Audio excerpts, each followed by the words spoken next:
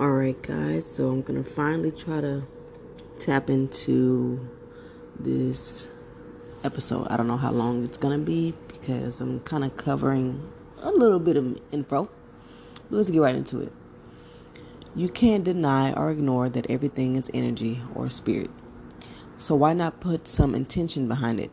Conscious connection to the physical, meaning anything you can touch, is a reconnecting channel to God, spirit, and your source energy. Do, see, and wear or ingest things that come from a source of love, but give yourself grace. It's a lot. Take it slow. You're not going to die if you don't. Your body will have to work just a little bit harder to keep you going. But if you set an intentional prayer, you can relax and do things gradually. It's a journey, remember? Ways you can do this is, shopping black owned or from people who are passionate about their mission, purpose, and love what they do and are diverse or for equality. So it's not always just black because, like I say sometimes, all your skin folk ain't your kin folk, or all your kin folk ain't your skin folk, whatever. You know what I'm saying? So, yeah, just look for integrity. Do nothing without intention. Keep God first in everything you do. I'm trying to teach how the worldly things can affect you spiritually through your psyche. And when I say psyche, I mean more than just the mind. I mean your spirit, mind, body, heart, and soul. By either uplifting it or weighing it down. These are the things that get you moving on your journey. Make the mundane and superficial everyday crap have meaning. This is about giving God's grace to the abandoned race, the African Americans, or at least making them aware of what they've always had and have been doing subconsciously. Let's take a look at a major example of how African Americans made the seemingly mundane thing have spiritual meaning. And when I say mundane are like everyday, boring, kind of things that we do routine, go to work, cook, clean, yada, yada, yada. So, let's look into it. African American Vernacular English, AAVE, is an example of the suppression of, once again, the African and Caribbean dialects rooted in the English language used every day by all. So something that the way we talk in everyday language, the roots of it have been once again suppressed or, withheld. So we don't even have that appreciation for that. But also it's a testimony to the resourcefulness and resilience of the African American culture and how our ancestors created a language that was like a gumbo from the frequent social encounters of many different African tribes and Caribbean tribes and people from other regions of the world who spoke different languages, i.e. like the poor, uneducated British settlers who were overseers of the slave plantations. Now, I'm not a historian. I'm not pretending to be a historian. So you can do your own further research on African American vernacular, but the essence of what I'm trying to highlight, just focus on that. Language is a powerful tool used to communicate ideas and secret codes. So creating this language was how we used their simple form of communicating as a tool to, like, sort of a weapon to empower and keep us connected. Just like our food, we had to add flavor and soul to another bland, boring thing we were forced to adopt into our newly oppressed lives. History has made African Americans and black indigenous people create various ways to hide and sustain our culture, traditions, essence, soul, and ultimately spirituality from the colonizer. And just like the church, when we used to congregate there and hide and have meetings and secret meetings there because that was something that was overlooked, we created a way to continue to rise. Using our unique language has played a major role in the efforts to maintain our roots despite the heinous acts of violence and systemic oppression we have faced for centuries because it was overlooked and taken for granted. This maintained a sense of interconnectivity amongst people who had nothing but their bodies and voice and barely that, trying to squeeze blood from a turnip. But hey, we don't know how to pull ourselves up from our bootstraps though. We've been doing that. At what point does the equity kick in though?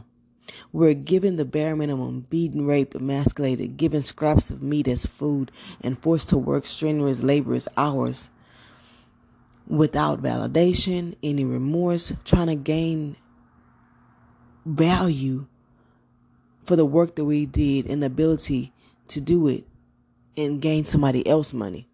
Like, make it make sense. There's a video, I mentioned it in another one of my videos on hair and spirituality. You can look into that on YouTube. I'm going to try to link it. Once I get my YouTube up and running and figure out how to post other people's videos, I'm going to start posting other people who I vouch for and I like the content they're putting out. I'm going to put it on my page as kind of an umbrella of healing, a collective of healers, trying to enlighten and wake up the community. But look at the roots. History playing the dozens. The person who talks about the hair and spirituality, she also talks about that. It was a ranking game used to build mental strength. So they turned something as easy as using words again to create some mental strength. And I talked about that in one of my past videos. So you can look into that, and I will post that video as well so you can see it from that way. And capoeira, I don't know if people know about that, but it was a dancing tactic that was used to disguise a fighting, training to learn how to fight and defend ourselves against the oppressor. Then you have gospel music as healing, the vibration and its effects has on our ancestral spirit. These old hymns, they were used during slavery to keep our spirits up and keep us liberated, and to communicate different secrets and codes. So you see how we have used basic simple things as singing and speaking and dancing, but we have given them deeper meanings. Speaking in tongues, that's a form of chanting. And what's funny is the roots of these things have been oppressed in our society, in Western society in America, and they rebrand them and they appropriate them. Basically, Black spirituality, African American spirituality, African spirituality, whatever, has been appropriated by Western society and other religious practices forever. Like, the roots of it are stripped out and they're reframed and changed the name, or used as something else. Like, we know about chanting, but then it's like, okay, what about tongues? Or we know about other types of vibrational healing, but we don't realize how healing gospel music is. Or we know about all these other modalities of energy healing, but we don't realize praying is the foundation of energy healing. So it's like, you see how all of our roots have been oppressed. But another thing, I hope I'm not getting this wrong, but even on a cellular or genetic level, think about sickle cell trait. This was something that was a physiological adaptation from when we were receiving I believe malaria. Like in Africa, we were getting that disease a lot, and so our body naturally adapted to have like the sickle cell trait, and in some way it prevents you from getting that. But it's like, do you even see, even on a like genetic or biological level, we even our spirits even created a way to adapt and continue to rise. Okay, so ponder this. Think of how Black and Caribbean people cleanse meat with vinegar and salt to get all of the physical and metaphysical impurities and properties off of the food. We are very intuitive people. We just don't know it. We have been doing it unconsciously. The spiritual roots are there. They've just been demonized and oppressed and coded, so that now we have to go back and decode them and get to the roots of it, so we can harness our own power and not lean on everybody else for something that has been innately ours, if that makes sense. We were left with nothing, and so we had to make the best of everything. So when New Age spirituality comes along and starts making us feel like we got to stop doing all the things that we have that have sustained us for all our lives, there becomes this level of classism and spiritual hierarchy, which doesn't exist based on your likes and interests. For example, food moves me. I love it, but the pressure of thinking I would be doing something so detrimental to my soul for eating a burger is extreme. Ground in faith and set intentions as you go along in your journey. Do things for the right reasons and for what's best for you and your spirit. And I finally posted my prayers, so you can see them on my blog if you follow the link from my website. So yeah, check those out. And I'm all about autonomy and personal sovereignty. So look at them, use them as a reference, but tweak them for your own needs. I'm sorry if you can hear the lawnmower; they're cutting the grass outside. Once again, make the mundane and superficial everyday crap be the gateway to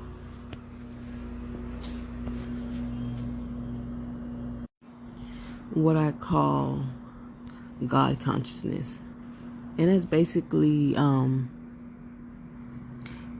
it's like a higher level of consciousness, just a higher perspective of connection. People also call it like divine consciousness and reconnectivity to your true and authentic self. Don't get distracted with the psychological, medical, or neurotic mumbo jumbo. If it doesn't liberate your spirit or resonate with your heart and soul, just let it go. Self-confidence and self-love to nurture your wounded ancestral inner child and oppressed or marginalized spirit. So these are things that the mundane can help you with. It can help you with God consciousness. It can help you with self-confidence and self-love. It can help you with holistic wellness, mental clarity, physical fitness, emotional recognition, regulation, and honoring and releasing. It can help you with stress and anger management, which is a bonus. It can help you with coming out of the spiritual closet, conquering depression and anxiety by being yourself with freedom of self-expression. It can help you with spiritual connection and nurturing. It kind of goes back to coming out of the spiritual closet. So these are things that simple, mundane, everyday things can be used for. Black people have been doing this naturally and intuitively for centuries. This is why we are very emotional creatures by nature. This chaotic energy, the seemingly unreasonable attitudes, and dramatic or ratchet nature of doing the most allows for a release of pent-up energy. We are stabilizers of this earth. We are victims of products of being in an environment of relentless stress, terror, and heinous crimes and traumatic depictions. They even have actual meditations and trauma books on these normal behaviors humans and other animals do to process trauma and energy, but none of it ever gets back to the group everyone is secretly watching and learning from. And like I said, it has been coded so deeply that it doesn't really point to the relativity to us. It'll be something general, but we'll look at it and I go back and I'm like, we do that anyway by doing this. That's really just doing that. You know what I'm saying? So our everyday habits have been our saving grace all along. We just got to become consciously and subconsciously aware of them to rewire our subconscious and see these new patterns with the intentional prayer to heal. So stress, burnout, crying, sadness, depression, grief, anger, rage, and fear and terror and anxiety are some of the biggest roadblocks to us healing and coming home to God due to their negative stigmas in this perfectionist social media era. So these block us from coming home to God. These block us from healing, which to me is one and the same. But it puts us in a depressed state holistically in our whole energetic system. But our souls and ancestors intuitively through God's grace have embedded ways in which give us an excuse to release and honor these energies, feelings, thoughts, emotions in a more culturally appropriate way to avoid the guilt, shame, or judgment, even when it seems unexplainably dramatic. For example, so I'm going to give you some examples of normal everyday things that we do and how it can help you release these things and how we use them to release these things, but we don't even really see like why we're doing it and how it helps us. Roller coasters. You scream, you can release panic, you can release anxiety. Funerals, tragic news or sad, traumatic movies. You can release sadness, depression, and you can cry without, those guilt, shame, and all that. Having a baby, you can give space to that sweetness energy within you. Even as, for men especially, there's a lot of emotional roadblocks they have based on masculinity and homophobia. But then you have, and that's the same thing with pregnancy. Women, when they're pregnant, they can be in their more divine feminine energy. They can be more receptive because people see them as more weaker, or needing more help. It's kind of like elderly or children. Like they're more have that excuse, and they don't have to be such in their divine masculine energy. Relationships, you can have an excuse to be jealous, distrust, abandonment, or rejection. These energies that have always have been within you, but now you use your relationship as a way to kind of express those emotions. Then you have playing with your kiddos. This is a way to release excitement, excitement, silliness, drama, and theatrics. Just being goofy, silly, wild, and unapologetically like crazy, but I'm just doing it with my kiddos, whatever. Then you have getting high until it becomes stigmatized. You know how we are in our culture. Like, everybody, you smoke about 20 blunts and you still talking about, man, I ain't even high. Well, why do you smoke? My cousins laugh at me all the time. I'm like, why do people who smoke weed, I always say they ain't high and they done smoke about 5? If you not high after that, you shouldn't smoke no more, because it's not doing its job. But anyway, getting high, the excuse to be your authentic self. And it goes right into getting drunk. People always say the liquid courage. So you use these substances to kind of make yourself feel like, oh, I'm acting this way because I'm high, drunk. No, that's really just how you want to act. And it's also good for social anxiety. And then, I want to say good for it, but that's also why people use it as well. So, and then you have comedy entertainment. This is a way to express and get out that laughter and that happiness. Yes, black people have to find an excuse to be happy. We literally get judged and judged for everything. Then you have scary movies. It's a way to release fear and terror and panic as well. Then you have creating conflict, arguments, and situations of injustice. These are ways that we can release anger, rage, and that chaotic energy as well, all in the name of releasing energies. All of these things, these everyday things, these regular everyday tasks can have many spiritual purposes. You gotta know how to cultivate it through prayer and intention, just like our ancestors did. Harness their wisdom as tools to continue the marathon. This, in essence, has been our way of stress management, aka energy overload, and to release repressed emotions or energy in motion, which in these trying times is well needed. The more you become aware of your body and emotions, the better you can stay ready, so you ain't gotta get ready.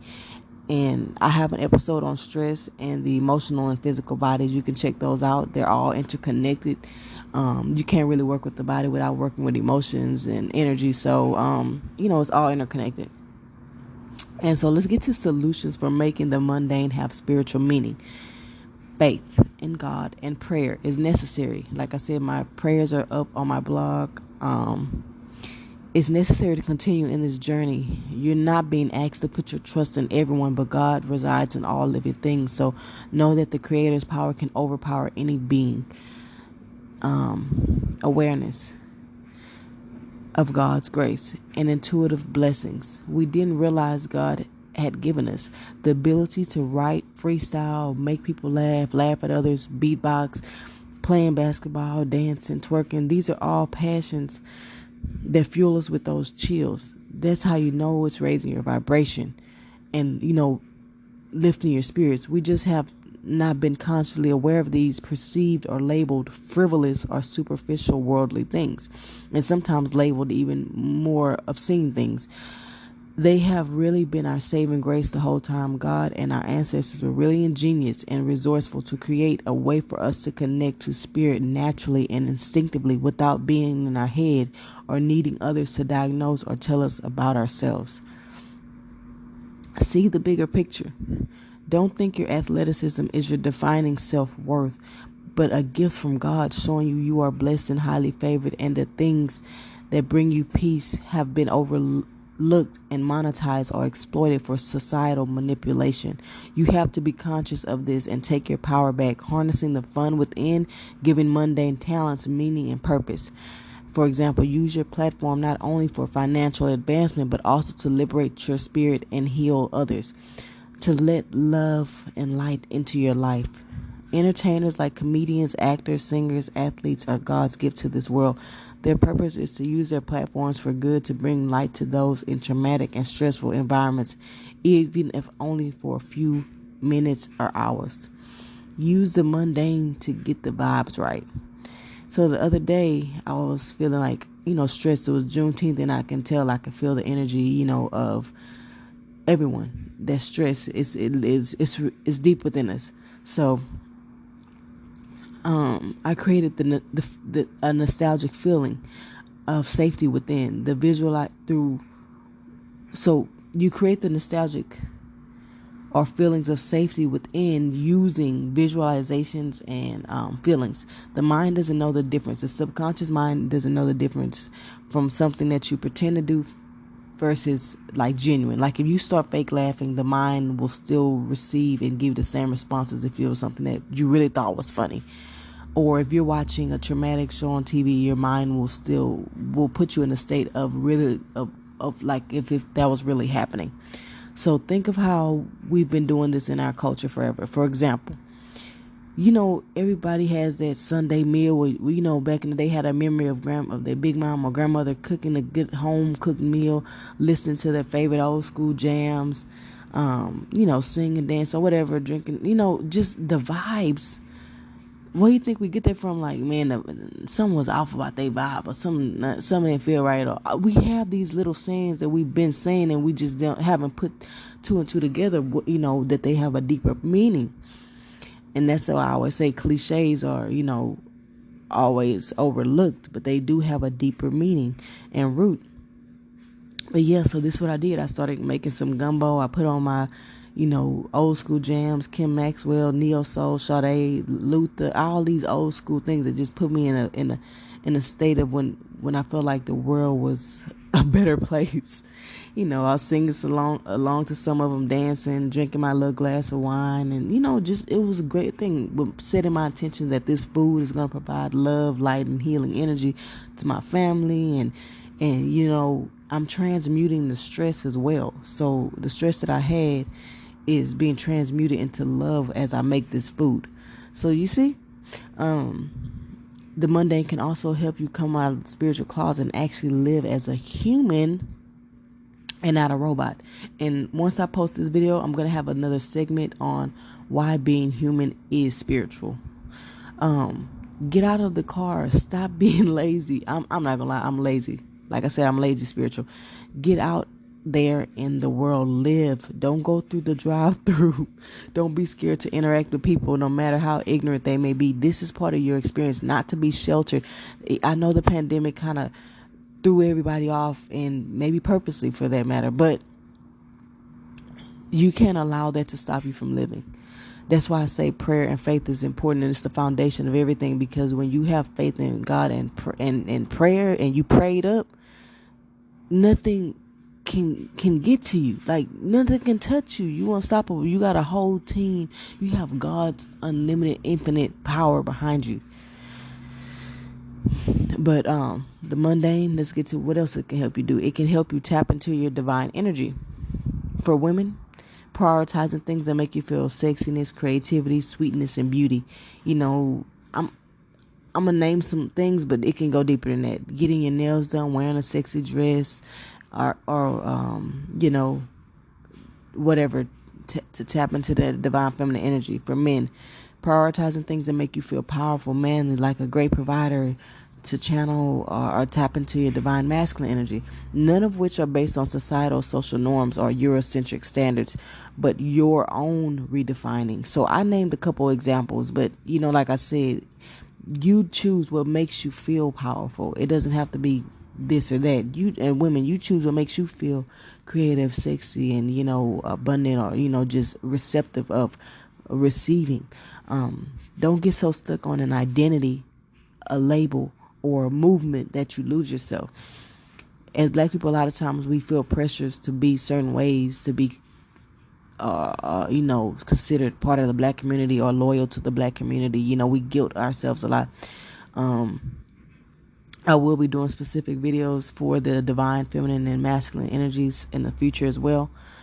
But for me, for example, I used to say, oh, I don't wear purses because I'm not girly. When I was a kid, I was considered the tomboy. And so I held on to that label for a long time.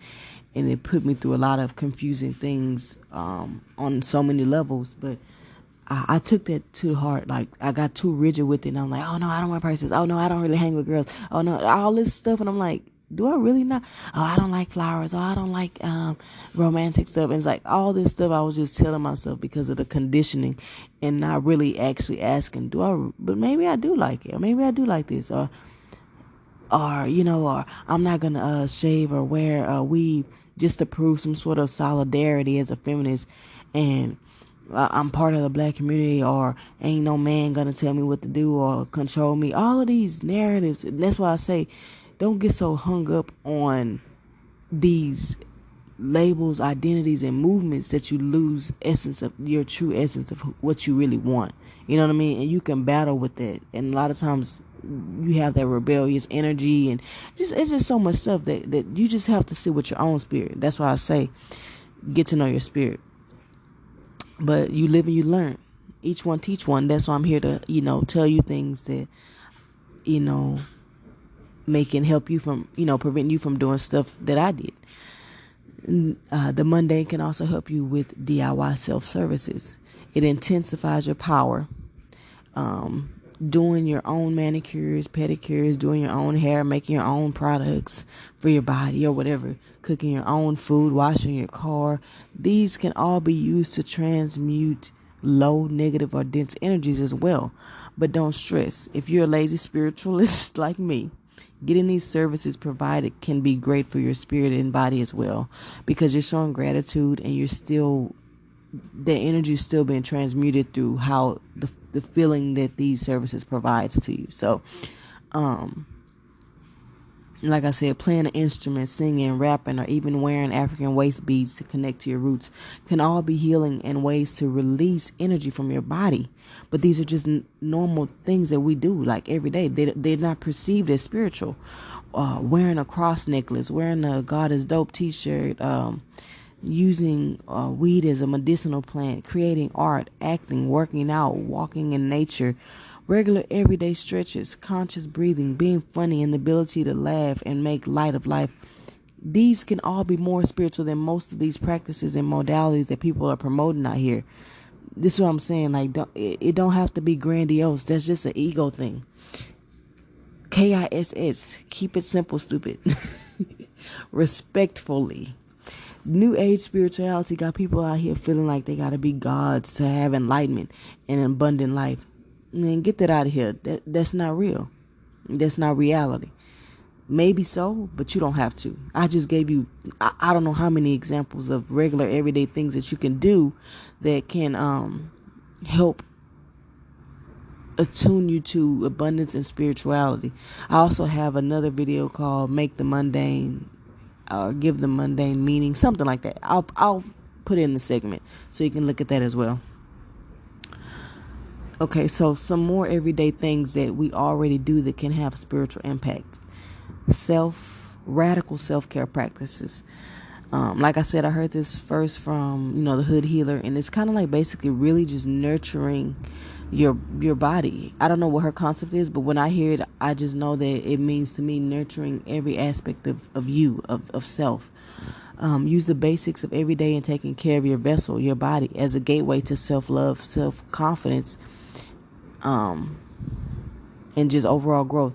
So you can do meditation. It's also a gateway to meditation, mindfulness, and reflection. So that's a double meaning. So you're doing the basic things that cater to your physical body, but it also can provide as self-love, self-confidence, a way to meditate, a way to be mindful, and a way to reflect. So in a spiritual routine, it don't have to be so kumbaya or what we think of as a traditional spiritualists, but you can literally be brushing your teeth, gargling your mouthwash, grooming your body and hair, using lotion, washing your face and hair, taking more showers or baths, cleaning up, spring cleaning, throwing away used things, ironing your clothes or taking them to the cleaners. These can all be ways that you relieve stress, be in your meditative state, kind of just reflecting your mind, calming your mind. Anything can be meditation. Anything can help you practice mindfulness. Anything can help you reflect.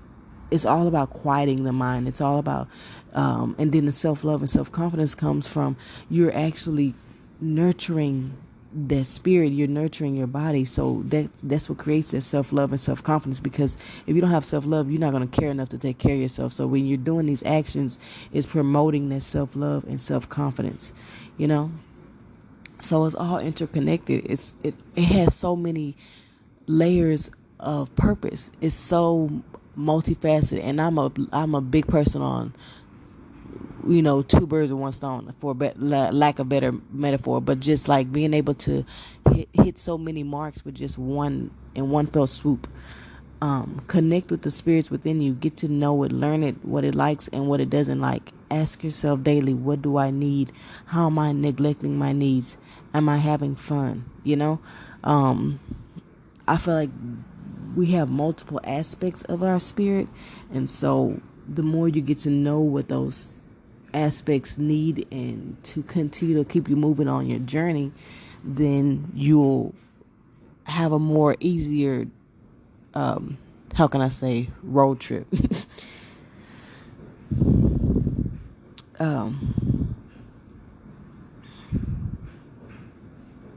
But yeah, you can tell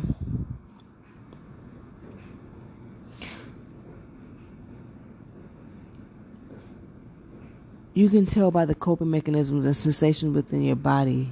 Your body is an oracle.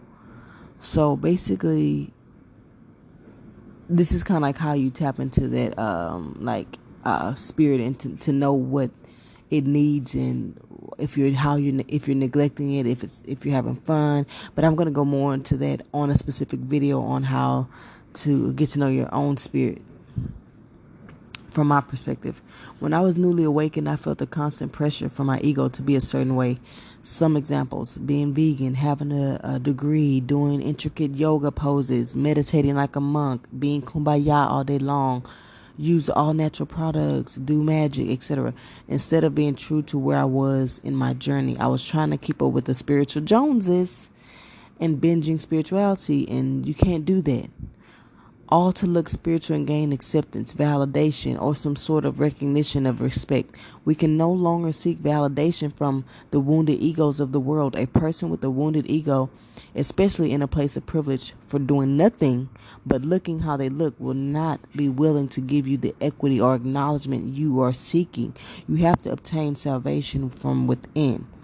There is research on these intuitive tactics that we have. It's just disguise that needs to be decoded once again in relation to the people who are being secretly watched and used. Come on, what better group to learn about trauma and survival from than the black man and woman? They're not going to tell us that, though. Only capitalize off of it and cater to the interventions that work for them but don't really resonate with our souls. It's effed up, really. Just like the roach and other vermin of the world, they research how to kill them off and wonder how they still surviving after several attempts to come up with a better kryptonite to demolish them all. It's like a sick experiment, never understanding, because we are saved. Like the old movie, I don't know if anybody has seen it before, but like he said, we babies, kids, we don't die, we multiply. But seriously, I truly feel God chose us, and we are highly favored and blessed. The only thing that stops you from tapping into that that stops you from tapping into that is ignorance, suppression of the truth, and overall unawareness of your power, your energy. That is the real secret, the real key to abundance.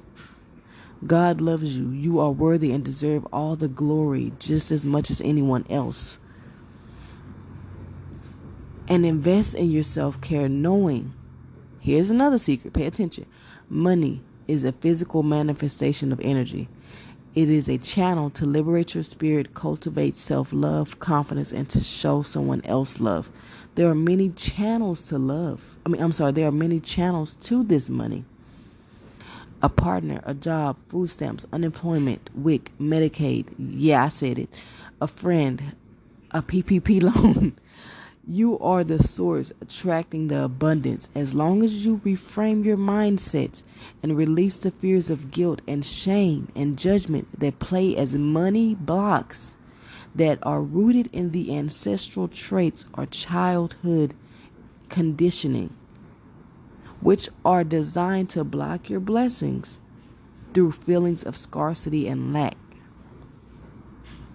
As long as you're able to reframe those and rewire those, you can get to this, you can attune to the abundance that you are worthy and deserving of, just like anybody else. I have a money blog on my website. Feel free to read it. I have not made a audio episode yet, but I'm that is coming soon.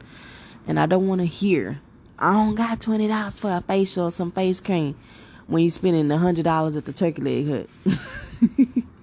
If you can nurture your body from within, you got to do it from without as well. It's balance, baby. Shoot, I love me a good turkey leg and the bowl with all the shrimp and stuff on it.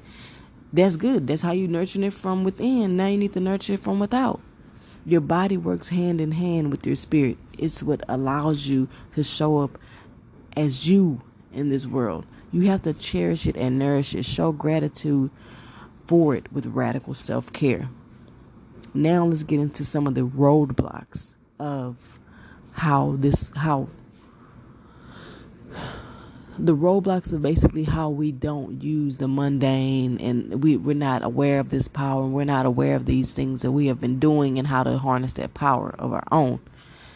The first one is oppression of the African American history and, the anthropology of African Americans, how we have grown and adapted based on the experiences we've had.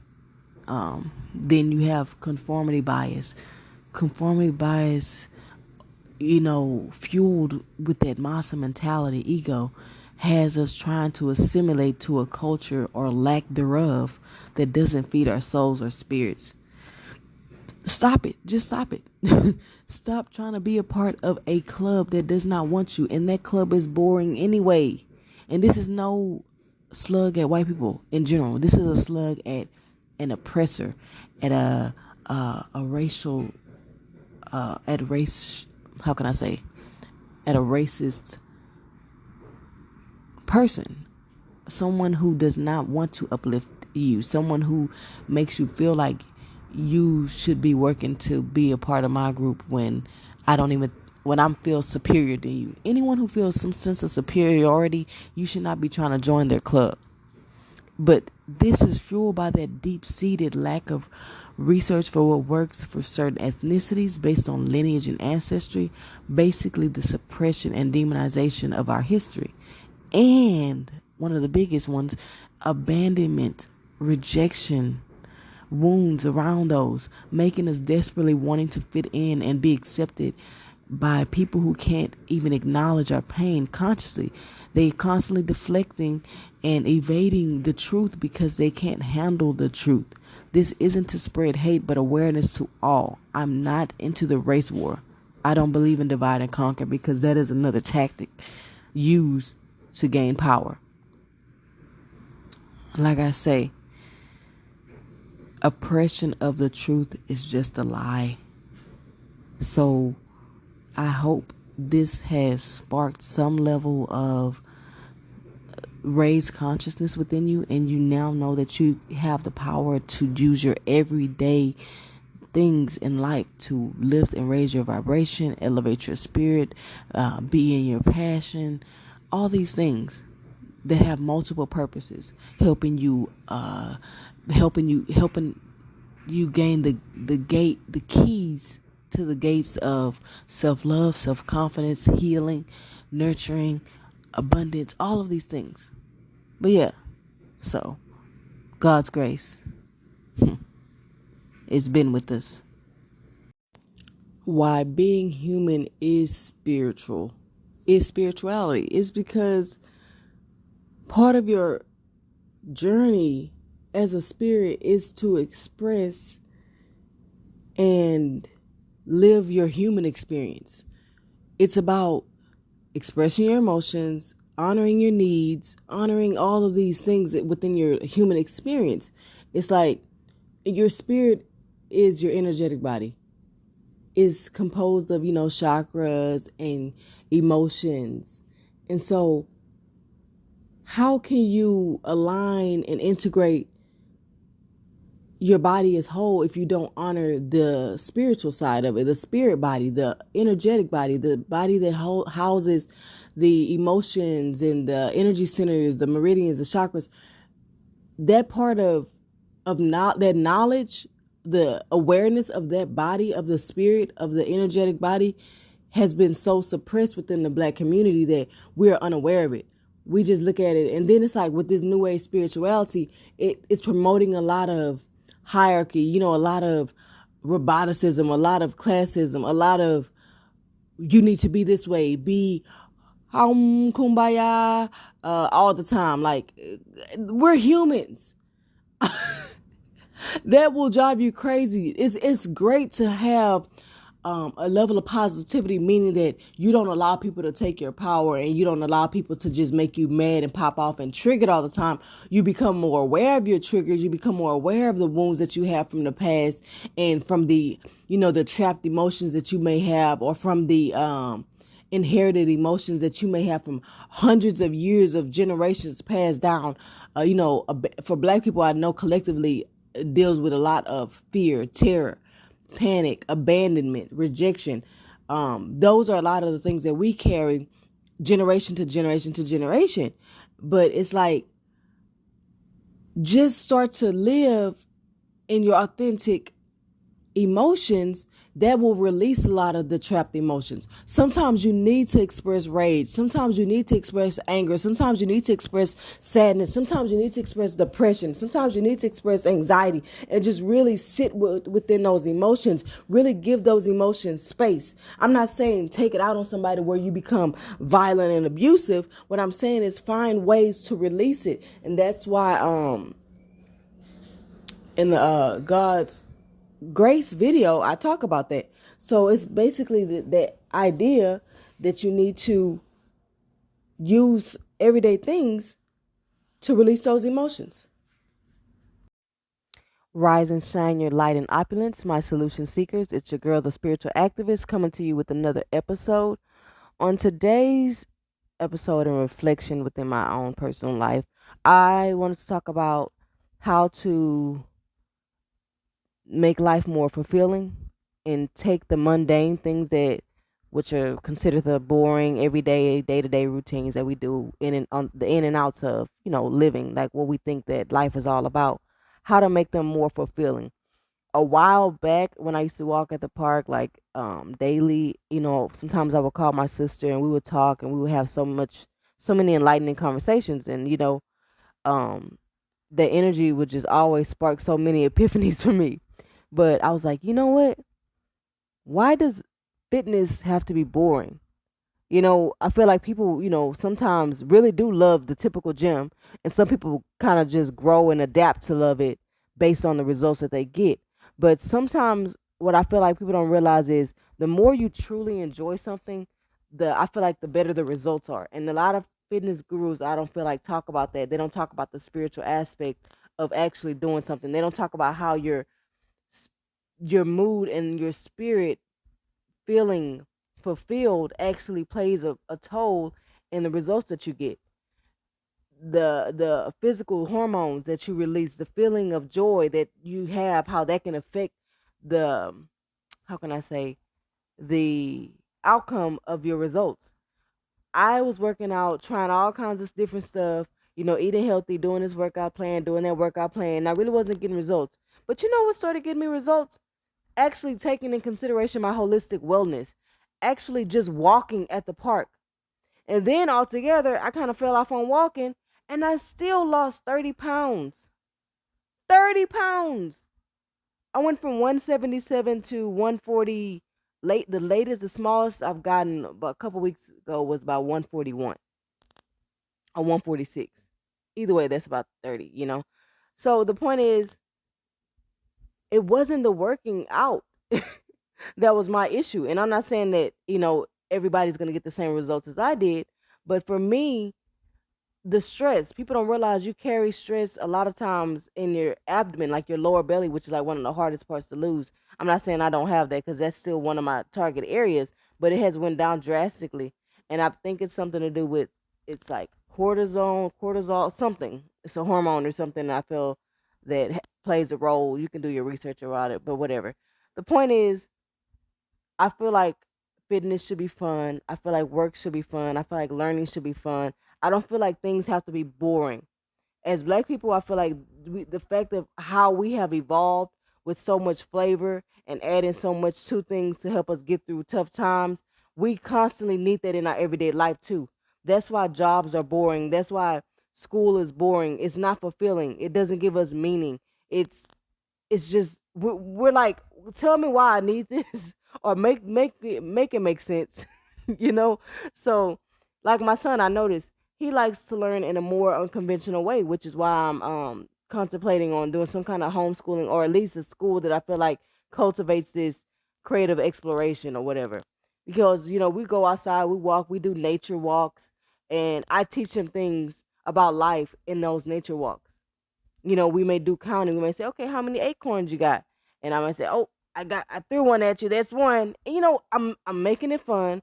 I'm teaching him about counting, and I'm teaching him about nature.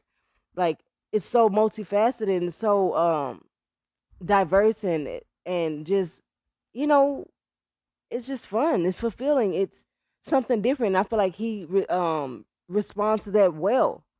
It's same thing with work. If work feels boring or just unfulfilling or there's no meaning, I'm not gonna lie, I've bounced from so many jobs, and it's because I stopped losing the meaning. I always knew I wanted to help people, and the majority of my jobs were helpful, but sometimes I just needed just to make ends meet, and I needed to get money, so I took jobs that I knew were not feeding my soul. That's where the fulfillment comes. The fulfillment comes with feeding your soul. Even like this, I kind of spoke on this on another video. When things become obligations, sometimes it takes the passion away. Sometimes it takes that soul fulfilling energy away. You know, from anything, from intimacy, from cooking, from working, from parenting. When you start feeling like it's a job and it's not something that you can pour your love and your heart into, you lose that passion and that drive to continue to do it. So try to cultivate and make and set prayers and intentions to cultivate that fulfillment, that fun back into everything. But the main thing I wanted to talk about in doing that, one of my biggest challenges was the fitness. Because I need to continue to move our body as, um, I read somewhere about, Black people, because of the melanin, we need multiple more hours in the sunlight than the average person. And especially the vitamin D, that also is like a hormone stabilizing, um, what's the word I'm looking for? But anyway, it helps with your mood. So with depression, with and maintaining your energy and your mood, you have to take account the physical things as well. It's not just inner work or dialogue. It's a holistic aspect, and that's what I'm all about. So, um, yeah, going outside. So I'm trying to figure out ways that I can make it fun.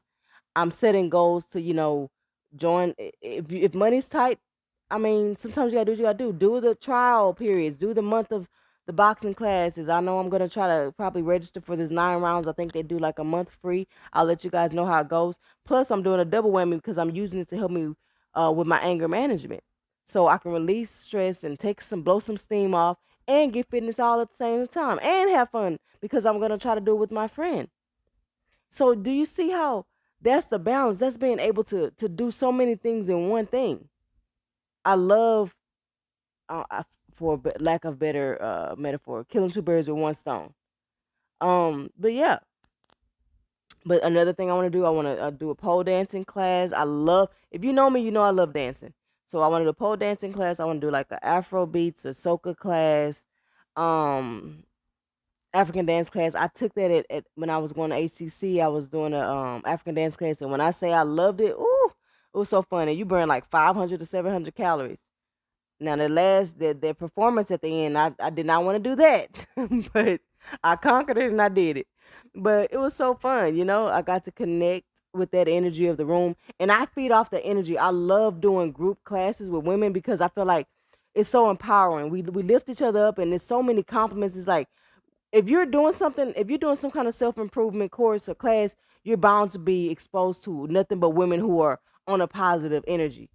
You know what I'm saying? So we all know, girl, you did good. No, you did good. It's just loaded with compliments. You walk into that feeling so much, so good.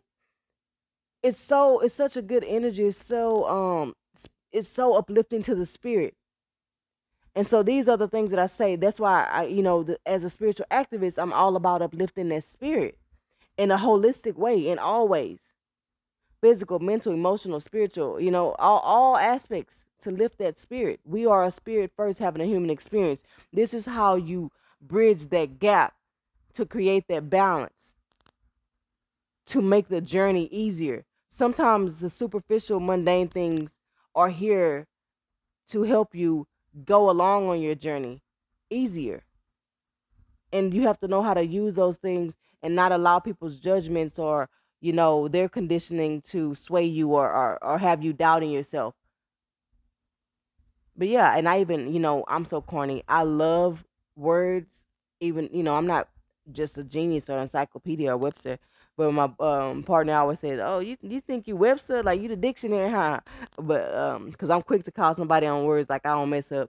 But so I love alliterations. Alliterations is when the first letter of like say some words in after each other start with the same thing. So like seven silly silver stars. They all started with the S. I like that. So I said I'm gonna start calling my fitness journey. I'm gonna do it on Fridays, and I'm gonna call it Fun Fulfilling Fitness Friday. That's just my little corniness. Yes, I like being like that. It's good to me. That's a little part of me. I'm quirky. You can say I'm weird, awkward, whatever you may perceive it as. But I've grown to love the goofiness of me. I'm not here to make you laugh, but I'm here to be myself. And if it happens to make you laugh, then that's good. I'm glad. But yeah, guys. So, as always, someone who cares, the spiritual activist. Peace, love, light, and healing energies. Be open to receiving them. Keep God first. I love you guys. Peace out.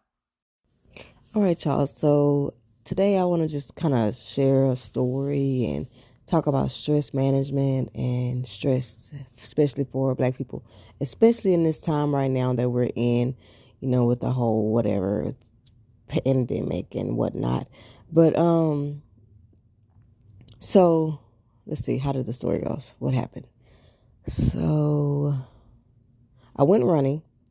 If you listen to my Monday morning motivational episode, then you'll know that I went running. And then after that, I do sometimes get headaches when I run in the heat and haven't run for a while, like, a week or so.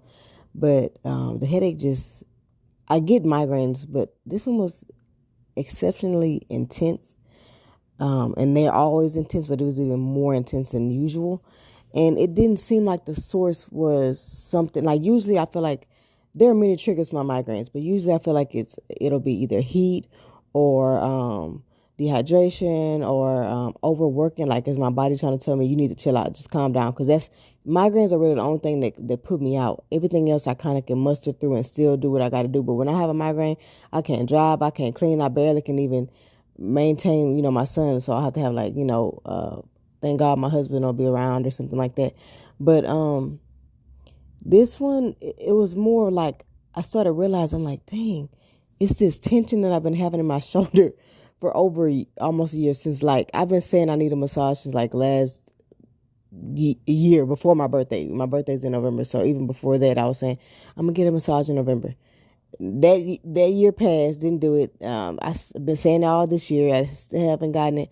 And then, so it was just so debilitating, this migraine. I ended up going to the ER the next day, even though it kind of had went down. But that whole night, I really couldn't even sleep. It was just horrible. But so I went, and they couldn't. They just like, okay, we'll give you this pain medicine and what else? Muscle relaxer. And so I was like, okay, that's not going to solve the problem. That's just like a Band-Aid, which I already kind of expected. But I thought they were going to, refer me to some kind of like physical therapy or something. They're like, well, it's probably because you were dehydrated or you haven't ran in a while and the muscle spasm. I'm like, that could be it. But that's still not going to solve the problem. I need this pain to go away. I have like no range of motion. So I decided to go to the, to get a deep tissue massage because it was really like necessary, like for me. It was like excruciating. So I did that, and when I tell you that knot had grown, like I feel like a knot that has been there my whole life. It's like 30 something years of stress that built up into these knots that are in like my trapezes or like the shoulder muscles. And oh my gosh, like it wore the therapist out, like the masseuse out. They had to go out several times and for a break because that's how bad that like my body was so tense, and neck and shoulders and all that triggered the headache because it's all interconnected. And that just kind of just shows you too, like how interconnected the whole body is and just life in general. But so that made me feel like a lot better. But it just kind of goes to show you, this is all to say that when you have stress, notice when you're feeling stress, where in your body that you hold that stress, because you can be walking around so like blind to where you have been holding this stress in your body. And this is why they say like trauma and all these things are housed in your body. And so when you're carrying it, it sends signal to your brain. And this is when the thoughts come up, and then the thoughts communicate back to the body. And this is where you feel like you're always in this fight or flight, constantly this survival mode. You're not ever able to rest and digest or relax, in other words. So yeah, I was just trying to rub this little knot, and it made like my body's like, okay, spirit, you finna go, you finna have this headache forever, or you finna go get it done, taken care of, or whatever. So yeah, just whenever you're feeling stressed, kind of notice where you're holding that stress. Like, is it in your shoulders? Is it in your back? And, part of, self-love is self-care, and you need to maintain that as well. I know for a lot of us, we didn't really grow up knowing about going to get massages or doing these types of things. And for me, that was like my first massage ever. So it was something new to me, professional wise, whatever. But it was something new to me to do, and it was very necessary. And it's something that I do want to incorporate in my daily, not daily, but like, monthly or, every so often, like self-care regimen.